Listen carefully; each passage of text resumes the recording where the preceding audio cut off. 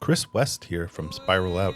This movie tastes like music, and in collaboration with David Rosen's Piecing It Together pod, I got to sit down with Danny Carey, the drummer from Tool, during a press event for the movie Good Luck, Have Fun, Don't Die, which described my night.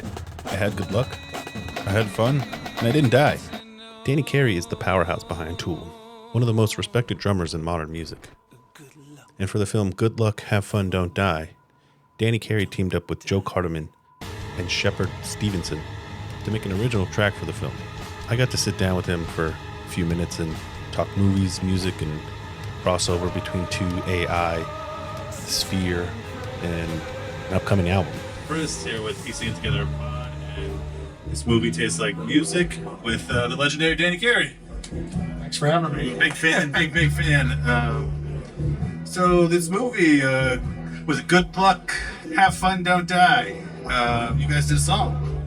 Yeah, it's pretty exciting. You know, it's I've been in Hollywood for 40 years now, or something like that, and all the music I've done, you know, I've never really felt as much a part of it as like when you do soundtrack things or work in a movie. You know, if I like, wow, now I'm in the Hollywood scene. Like, I remember Shep and I did a score to film. We got to go down to the premiere on, God, what was the theater? The Egyptian. Yeah, the Egyptian theater. And I was Yeah. Was that the Turkey? finally in Hollywood. Yeah, I remember you saying that way back then. That was like 25 years ago. That's exciting.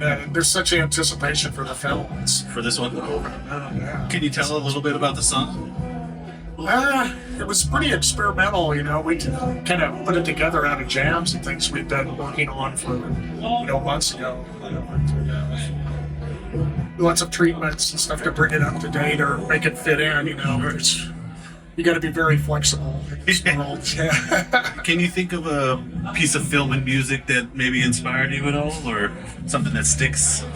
All my favorite composer guys. I mean, like I love Hans and stuff. Stuart Copeland was a big influence on me back in the days. You know, Danny Elfman. Danny Elfman's great. I think you can't help but love what they do. It's so genius. So this isn't the first movie we did music for you. You've done another one, right? With I remember. Well, I played on the Man of Steel with Hans. You know, Oh, that that's was like 12 of the greatest drummers around, not including myself. Jim Keltner and Benny Callahan and all these guys. You know, it was a neat experiment because, you know, there's 12 great drummers there. We rented out the giant sound stage. Then we each would have like a bass drummer, Tiffany, and sometimes it was just all 12 of us just tapping it with our fingers, you know, like different instruments in that giant room. It was really genius of Hans to do that. So I know you do some experimental electronic stuff. Yeah. And this movie has like an AI element. Have you seen the movie?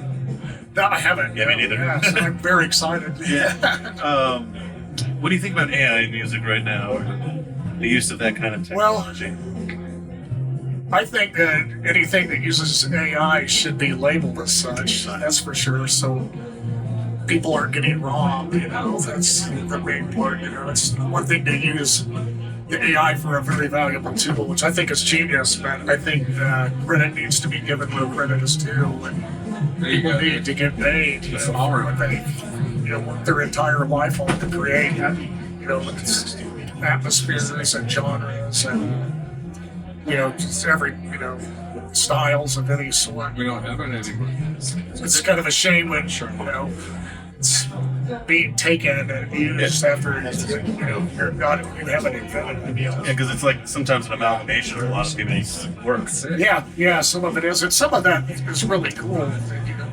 I heard a Tool song, it was an R&B thing, interpretation. I was like, oh my God, this is a great arrangement.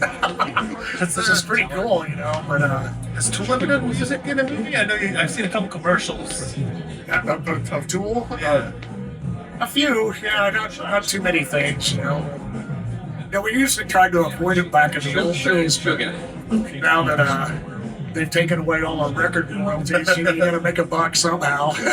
So our standards have lowered to pay the rent. I would say that Tool is a very cinematic band. You guys have like your visuals during the live show. Yeah, we're very much into that. We're hoping when we release the new record, maybe do a stint at the Sphere, because I think we're a perfect band for that. We've been talking to those guys. Has that been said anywhere else? It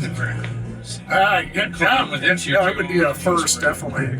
The preparation is pretty intense to get everything up to the high resolution and everything. It's a very expensive endeavor, and it takes a while to get into the black. I think it's quite a few shows before you make any money. But it would be work cut out for that, definitely. Oh, of course, yeah. Have you been to the Sphere?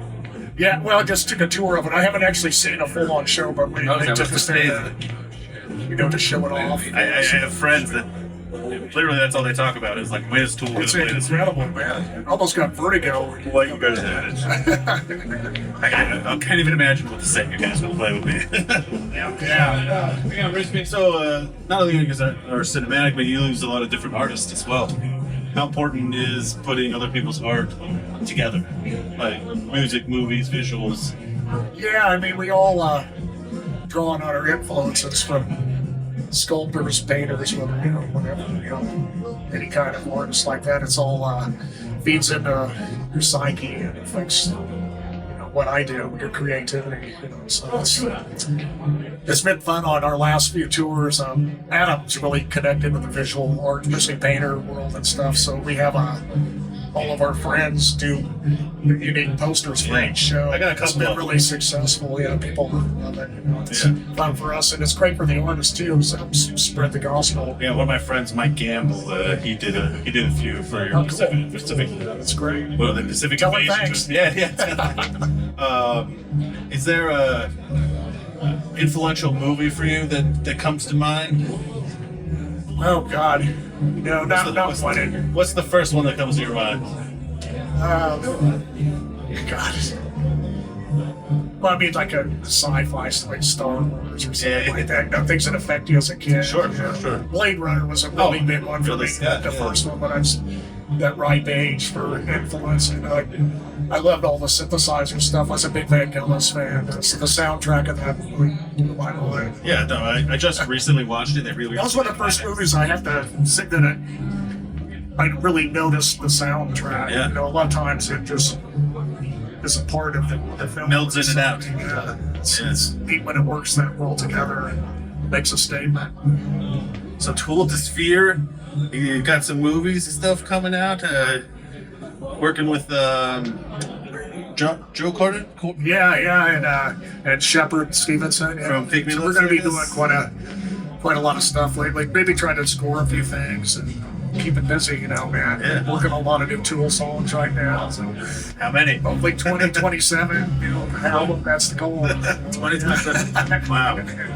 Well, Danny, thank you so much. I appreciate this. Thanks for taking the time. Oh, I don't know. Thank you for taking the time. Thanks. Nice.